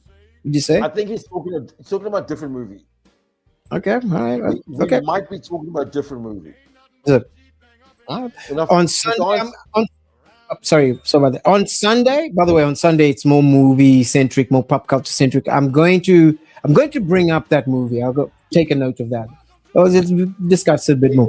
Okay. In Afrikaans, Kingdom of Heaven. In Afrikaans, René says, in Afrikaans we say, your word is your ear. Is your ear? Yeah. Your word of honor. It means that spoken word constitute their integrity and reputation, emphasizing that one must keep their promises. And I think this is something that is commonplace. Go ahead, please. Can I respond? Can I respond yes, to René? Go ahead. Yeah, please. René, as your word your ear is, what happened to the claim after the oorlog, Anglo-Boer War? No, it's hold on a second. We talk about, and I'm pretty sure René can stand on her word. But here's the thing. Here's what I'm trying to about. For the sake of the conversation, I think earlier on we established that an oath is independent of externalities. It is its own thing. So it can be a 1600, 1500, 2026. Whatever. So what Your happens word- is if your word if your word is your honor, right? Mhm. We found in multiple wars, even to the Battle of Waterloo, right? The Battle of Waterloo, when the berserkers when they betrayed Napoleon. When the berserkers betrayed Napoleon, Napoleon said, "Even God has actually been against me." And Napoleon was not at the Battle of Waterloo. He was 4 days away. But when he actually found out that one of his generals had not actually sent his troops to flank with the berserkers, Napoleon said, "Even God was against me." Napoleon lost the Battle of Waterloo without being in Waterloo. Okay, and that's why all the Napoleonists. Okay, we'll tie that back. Tie that back to what we're talking about. Yes. So wait, because I'm lost. How are you tying it? Okay. Yeah. It's called the gelofte in South African history. It's called the gelofte, the promise, the gift. It's the tithe and the tithe. Okay. All right. Okay. When it did not happen for weather conditions and political conditions on the ground. Okay. It becomes a longer layer of a historical context. You know what? I am not as well versed in that particular historical context, but however, I still think, and maybe there's a cross telephones thing here. I don't know. I do think the concept of an oath, the idea that your word is bond, I think it exists. It has to stay. Objectively. So it doesn't matter which culture you are, it doesn't matter what historical context you are, it doesn't matter what language. I mean, the Afrikaners have their own way of articulating the concept that I'm talking about, at least the oath. And to go back to the subject at hand, heroes. A hero takes an oath. A hero is a man of his bond. A man. Let me use that word "man" as mankind, as everyone. I think it exists objectively. So, but to play devil's advocate, you tell me if I got you right on this one. Let me hide this quick. An oath is only worth its. An oath only becomes legitimate once it's been followed through. So if you abandon the oath, so then the oath doesn't mean anything. Is that it? Is that what I'm? Is that what I'm? Because she said your word is bond, an objective sentence. But then your word is bond only after it's been bonded on the other side. All right, I mean that's a bit of a dilemma. Like if your word is bond, then what is bond? The bond has to be your word. I mean it. No. When you add. Okay. I've in many conversations we've had. I've asked you to do one thing for me. What's the one thing I've actually asked you to do for me? Let's balance it. Okay. Every conversation is a balance, right? Every conversation is an equation. All discourse is equational. Okay. If we can't equate it, if we can't have strength on one side and strength on the other side, loss on one side and loss on the other side, then we are not actually starting off from a fair point. Fair enough. I think I agree with you. And one of the reasons for the Late Show is to get down to the nitty gritty. We can get down to what is it that we depart ways on, because I'd say 95% of the time we agree. Yeah. Yes, and here's the best part. If you and I don't agree, if you and myself and everybody who's watching this don't agree, right. we do this little pinky thing, right? And the sexy girl has got a pinky out, and we all try to grab that pinky, and we follow her to the next field. To the next field that ushers light into the next day and the dawn. Where we go with this? Yeah. We're fine because we're always chasing the next light. That's right. All of it. We're chasing the next field, the next light, the next break of dawn, the next weirdness of the sound that we hear and the fucking tingle beneath our feet. That's our I get you. but our language then gets punched by the hooters and the traffic lights and the car guards. I'm glad we're not there, but you said something earlier. We can get there, right? Because I'm gonna hold you to that. Because we should get there. What was your phrase again? Let's meet in the middle. What was it? This balance. Let's balance it. Exactly. Okay. So we have to. All right. So let me always in the middle.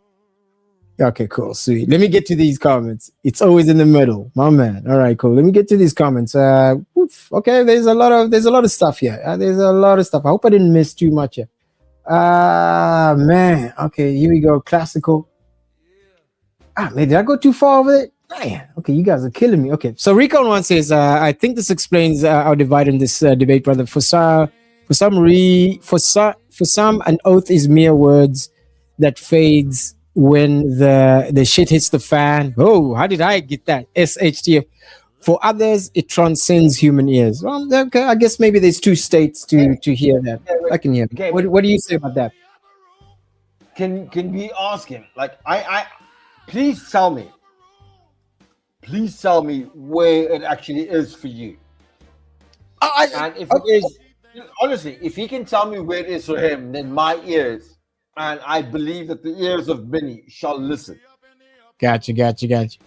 So Saint Struggler says, Recon, you heard the word. Saint Struggler says, a working class everyman goes into the Middle East's war as though there would be anything he could do to improve the situation. Iraq war propaganda. I guess maybe, is that the summary of what you would say the Kingdom of Heaven movie plot is? Saint Struggler, please come through on Sunday because we're going to discuss the Kingdom of Heaven movie in a bit. My big problem is Iraq and Iran are different. Iraq and Iran, as they are and as they've always been since 1953, are different. Yep. And I'll be here on Sunday, and I'll explain it to you. Hold up, let's have some fun with it, man. It's Hollywood movies. When okay, it comes to movies, I can actually say they're different. It's one of the things I appreciate about you. You really freaking appreciate your movie stuff. Joey says, you know what I see here? One man who has unfortunately witnessed the betrayal of someone, class group, and has become tainted. I'm sure you are a good man, Menzi. He is a good man. He's hilarious. But your beliefs on this subject are scary. They're not as scary as yours, Governor. Look, I'm not going to speak for you, but yeah, you guys would actually get along. Yeah, I would say. Yeah. Anyway, so Joey, tell me where what do you think? Scary. Joey? No, honestly. I can in the comments. Tell me where my views are scary, because I've been scared by shit that I've seen on the African continent. I've seen bodies burning. I know what human flesh smells like when it burns. Tell me, what is scary? All right, cool. That's a hell of a question. All right, Menzi is the dude on Facebook Marketplace that promises he's going to make the EFT and doesn't. Come on, man. I don't think that's Menzi. But yeah, I think this is to go with the oath thing you were saying. But anyway, yeah. So yes. Let's do that. Let's actually do that. let's say that I'm that person that actually does that. So, but what were you trying to buy? What is it that you were trying to actually sell me? Interesting. Because Fascinating. no, because honestly, if you're gonna say yes, I'm that person, I'm gonna say yes, I'm that person. So what was the deal between yourself and myself? Well, yeah. Well, there you go. Recon. There you go. Because- Here we go. Let's see. Okay, but can I just say this? Okay, please. I know what human flesh smells like. I know what human flesh smells like when it burns. Okay. I know what human flesh smells like when it's burned for days. Oh, all right, but okay. No. But this is the little corner. That corner that actually says that I'm a snake oil salesman. Oh, that's not what was said. I would disagree with that. No. I don't think that's what was said. Now, if we're gonna go scorched earth, might as well get involved. But get it, please. No, but the thing is that if There's a disagreement in what an oath is. Okay. But no one said that. I tell you something that I'm. No one said that. Anyway, I'm not EFT. But go ahead, please. Yes, I know. So what I'm doing is, I'm doing that same thing that actually they want to do on the extreme. But what I'm teaching them is there's a different extreme. Who's they? So the different extreme is it's just us. It is us.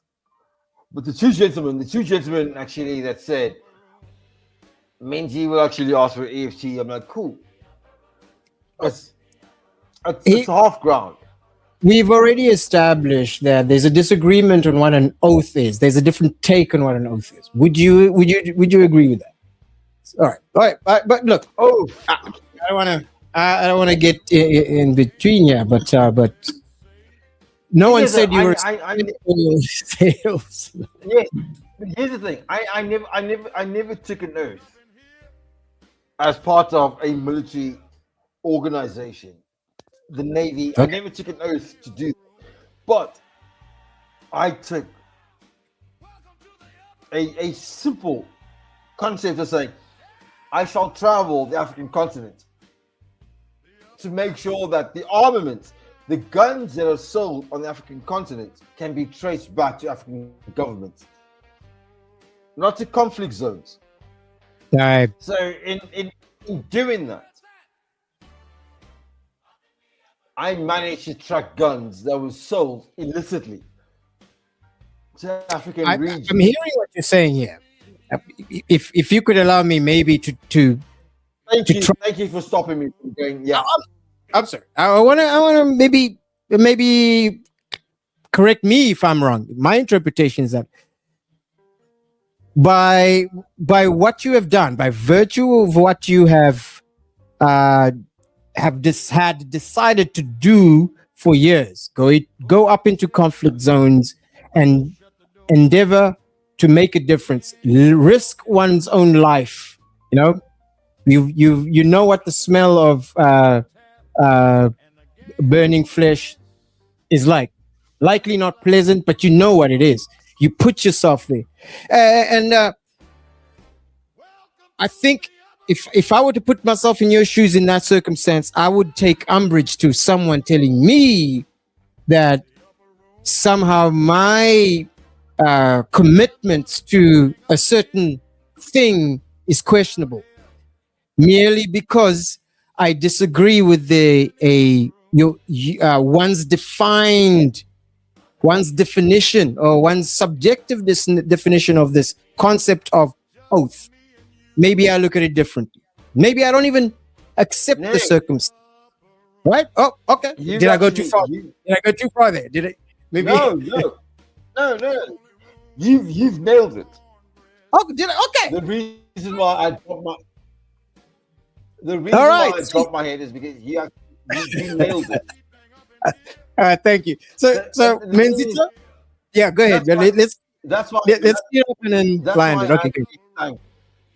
Yeah, that's why I thanked the earlier gentleman when I said I've met your military personnel in these zones. Right. Because it was sliding doors. I was moving, they were doing their thing. Okay, I got you. So, all right, sweet. More people. All right, dude. So look, it's late. It's getting late. It's an hour 49. So we got 10 more minutes. I want to end the last couple of minutes. We'll just close it up now. But I do want to show you this. Okay, so let me read this. Ecclesiastes 5:45. When you vow a vow, do not delay paying it. It is better that you should not vow than that you should vow and not pay. God takes no pleasure in fools who break their word. Oh, it's written in the Bible. But fair enough. I think this is. I think I share this sort of definition of an oath, a word. Rather than the. So, yeah. But anyway, I think would you agree with something like this? Would you say this is kind of in? Yeah. Okay. Yeah. Linguistically, when we say things are ecclesiastical, that's what we're referring to. Okay. Linguistically, when we say things are ecclesiastical, that's what we're referring to. But also, when we say things are ecclesiastical, the Quran 12:5:15:62 says the same thing. All right, well, there you go. So, hold on a second. Yes. So that kind of almost stresses the point. It's almost language. Same does not the belong. same concept. It's not. It's neither white nor black or brown. There you go. I think we agree. Joey's still going on about the burning flesh. I'm going to skip that conversation, Big Joey. Thank you very much, though. Appreciate you. So, guys, Menzi, I want to show you something. We're going to start landing the plane. It's after. This has been a good conversation. I want to show you something. But before we do that, guys, thank you so much. It's been almost 2 hours. And if you're still in the comments, whether you agree with Menzi or not, he showed up. He showed up and stands up. Menzi, I'm hoping that you would join me again on one of these. I'm hoping that a lot more organized. These shows are kind of a little difficult because they're early and they're new and they're late. Yeah, please. Yeah. Cool. And I think we'll do great. If you can join me on Sunday, let's do it. Today's a little different. I started a new job, so Sunday nights are going to be, I think, a lot more consistent. But a new job. Yeah, I had to switch up. But yeah, it's new gig and everything. But I wanted to show you something. I wanted to show you some sort of characteristic that I think you might like. We were talking about camping earlier, right? Let me show you this, and then you tell me whether you would want to do some sort of this camping. This is the beautiful part of our country over here. Let's go. Let's do this. Let me do this. Whoa!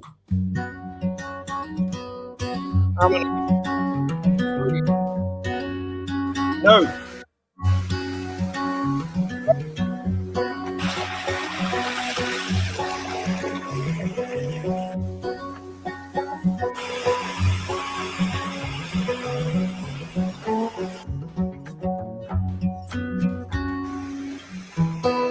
What do you think?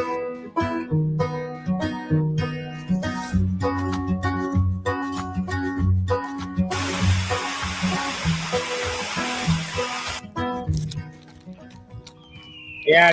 So what I was thinking is countryside campfire, freshwater river where you can drink out of. Would you ever do something like that? Would you ever risk mosquito bites and stuff like this? I'm fine with mosquito bites. If you can get 10 people who subscribe, who've subscribed to this fucking podcast. Get 10 of them, and then go fucking shoot live from that place. And those guys have to pay. Yes, I'm all for that. Hey, Recon, maybe that'll be the members only video. Because by the way, that's Recon, the guy you've been talking to. That's him over there. Hey, Recon, there's no members only. Every single person. It's like a fucking stokvel. It's like a proper stokvel. You all put money together, sort out the shit, buy enough data for the fucking dongle, and then you shoot 10 episodes. Shoot 10 episodes based on what you need to do from those places and different spaces. That's it. Yeah. Recon can shoot. Recon can shoot. I can attest to that. By the way, there's a whole channel of him shooting. By the way, I recommend you go check it out. By the way, guys, I put a poll in the UI. If you're still here, it's like 5 of you. Let me know. I'm gonna bring it back up on Sunday. Did you have any first heroes? I need to expand on that survey. So, dude, let me do this. Recon, there you go. That's it. Dude, I'm going to wind down now. Menzi, we've been talking for 2 hours almost. How are you feeling? You good? How's things? 1 hour 55. 1 hour 55 minutes. I'm fine. Yeah, 1 hour 55, right? This is not bad. By the way, I see some compliments coming your way on this side.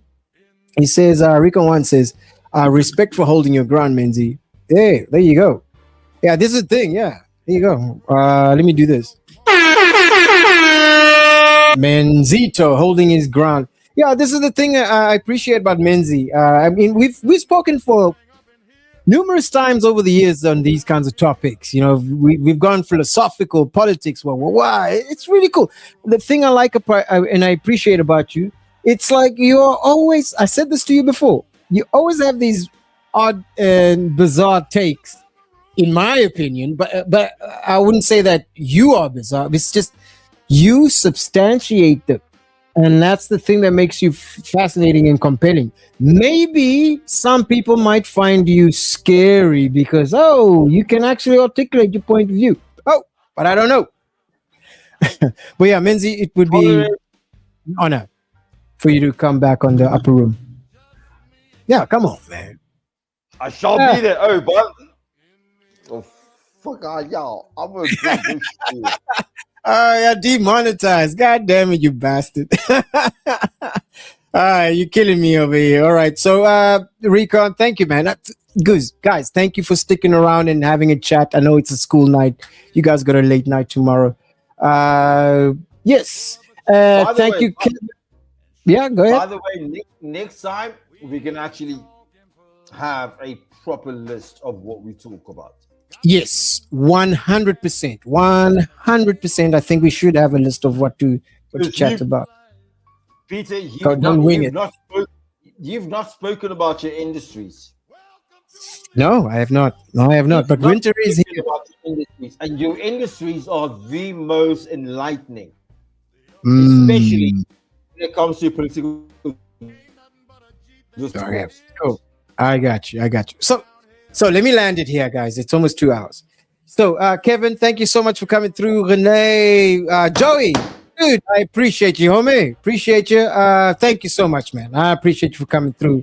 Thanks for the banter. I will see you on Thursday. I'll see you on Thursday. By the way, Joey's on Thursday, and I think Recon, I know you got another video coming out next. I don't know, next fortnight. I can't believe. Recon says I can appreciate you. I can appreciate your opinions as long as they are honest. Yeah, there you go. I appreciate that too myself. Yeah, give me authenticity. Don't give me the lie. Don't give me the bullshit. Don't give me the propaganda. You're gonna get all honest. Yeah. It's cold in Cape Town. Hey, by the way, we should get together. If you're in Cape Town, I owe you a couple of beers, man. We should get together and banter. Joey says, yeah, thanks, Pete. Menzi, lekker. Have a good night. Yeah, thank you, brother. Take care of yourself, Joey. I will see you soon, bro. Thanks for the conversation. Appreciate it. I do think you guys would get along like a house on fire. Thank you, Joey. Thank you, brother. Thank you. Okay, so let me close it off. We're gonna Say, oh, did you freeze up? Okay, well, if you haven't hit like and subscribe, tell your people about it. I'm going to be releasing a whole lot of more clips and stuff, more independent content. I need to grow the channel. The streams are nice, but I got to actually put out some content. But anyway, thank you so much, Menzito. I'll talk to you soon, big dog. Cheers, buddy. I will talk to you soon. Say goodbye to everyone. That's Menzito. And this is me, guys. Interesting conversation. I appreciated it. Thank you for being here. I'll see you on Sunday. And don't forget, no, don't take each other for granted.